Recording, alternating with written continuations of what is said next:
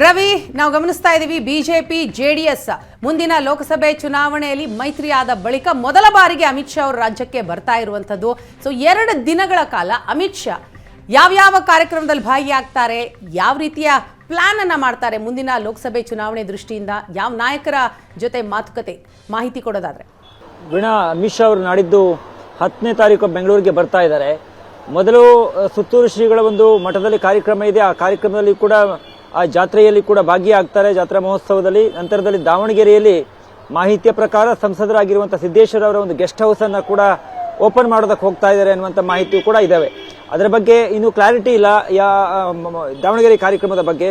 ಆದರೆ ಬೆಂಗಳೂರಿನಲ್ಲಿ ಪಕ್ಷದ ವತಿಯಿಂದ ಅನೇಕ ಒಂದು ಸಭೆಗಳನ್ನು ಮಾಡೋದಕ್ಕೆ ಕೂಡ ರಾಜ್ಯ ಬಿಜೆಪಿ ಈಗಾಗಲೇ ಪ್ಲಾನ್ಗಳನ್ನು ಮಾಡಿಕೊಂಡಿದೆ.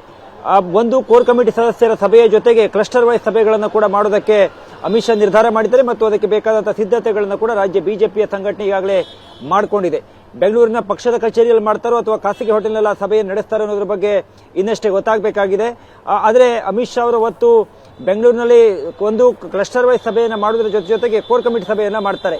ಈ 2 ಸಭೆ ಯಾಕೆ ಮಹತ್ವ ಅಂತ ಹೇಳಿದ್ರೆ ವೀಣಾ, ಬಿಜೆಪಿ ಮತ್ತು ಜೆಡಿಎಸ್ ಮೈತ್ರಿಯಾದ ಬಳಿಕ ರಾಜ್ಯದಲ್ಲಿ ಎಷ್ಟು ಸೀಟ್ಗಳನ್ನು ಜೆಡಿಎಸ್ಗೆ ಬಿಟ್ಕೊಡ್ಬೇಕು ಅನ್ನುವ ಕುರಿತಾಗಿ ಅಂತಿಮವಾದ ತೀರ್ಮಾನ ಇನ್ನೂ ಕೂಡ ಆಗಲಿಲ್ಲ.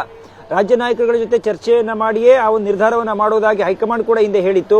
ಅದರ ಪ್ರಕಾರ ಆ ಒಂದು ಕೋರ್ ಕಮಿಟಿಯ ಸಭೆಯಲ್ಲಿ ಜೆಡಿಎಸ್ಗೆ ಎಷ್ಟು ಕ್ಷೇತ್ರವನ್ನು ಬಿಟ್ಕೊಡ್ಬೇಕು ಮತ್ತು ಯಾವ ಕ್ಷೇತ್ರವನ್ನು ಕೊಡಬೇಕು ಅನ್ನೋದರ ಕುರಿತಾಗಿಯೂ ಕೂಡ ವಿಸ್ತೃತವಾದ ಚರ್ಚೆಗಳನ್ನು ಮಾಡೋರಿದ್ದಾರೆ.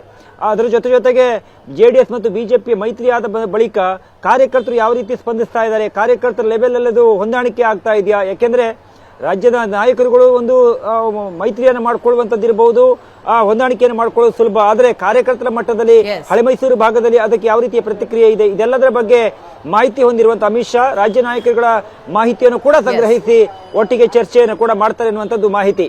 ಪ್ರಮುಖವಾಗಿ ಹಳೆ ಮೈಸೂರು ಭಾಗದಲ್ಲಿ ಚಾಮರಾಜನಗರ ಇರಬಹುದು, ಮಂಡ್ಯ ಇರಬಹುದು, ಮೈಸೂರು ಇರಬಹುದು, ಹಾಸನ ಎಲ್ಲ ಭಾಗದ ಲೋಕಸಭಾ ಕ್ಷೇತ್ರವಾರು ಒಂದು ಕ್ಲಸ್ಟರ್ ಸಭೆಯನ್ನು ಕೂಡ ಮಾಡ್ತಾರೆ, ಬೆಂಗಳೂರು ಗ್ರಾಮಾಂತರ ಸೇರಿದಂತೆ. ಅವತ್ತಿನ ಆ ಸಭೆಗೆ ಸ್ಥಳೀಯ ನಾಯಕರುಗಳನ್ನು ಕೂಡ ಆಹ್ವಾನ ಮಾಡುವಂತಹ ಯೋಚನೆ ರಾಜ್ಯ ಬಿಜೆಪಿಗಿದೆ ಮತ್ತು ಹಾಲಿ ಸಂಸದರಿರಬಹುದು ಮತ್ತು ಅಲ್ಲಿಯ ಒಂದು ಪದಾಧಿಕಾರಿಗಳು ಕೂಡ ಅಮಿತ್ ಶಾ ಅವರ ಸಭೆಯಲ್ಲಿ ಭಾಗಿಯಾಗ್ತಾರೆ. ಜೊತೆಗೆ ಆ ಸಭೆ ಮುಗಿದ ಬಳಿಕ ಕೋರ್ ಕಮಿಟಿ ಸಭೆಯನ್ನು ಮಾಡ್ತಾರೆ. ಕೋರ್ ಕಮಿಟಿ ಸಭೆಯಲ್ಲಿ ಈಗಾಗಲೇ ಮುಂದಿನ ಹಂತದಲ್ಲಿ ಈ ಬಗ್ಗೆ ಮತ್ತಷ್ಟು ಅಪ್ಡೇಟ್ಸ್ ಅನ್ನ ಪಡಿತೀನಿ. ಥ್ಯಾಂಕ್ ಯು ಸೋ ಮಚ್ ತಮ್ಮೆಲ್ಲ ಮಾಹಿತಿಗಾಗಿ.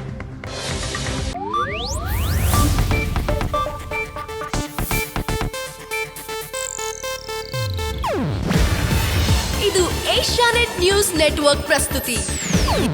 ನೀವು ನೋಡ್ತಿದ್ದೀರಾ ಏಷ್ಯಾನೆಟ್ ಸುವರ್ಣ ನ್ಯೂಸ್.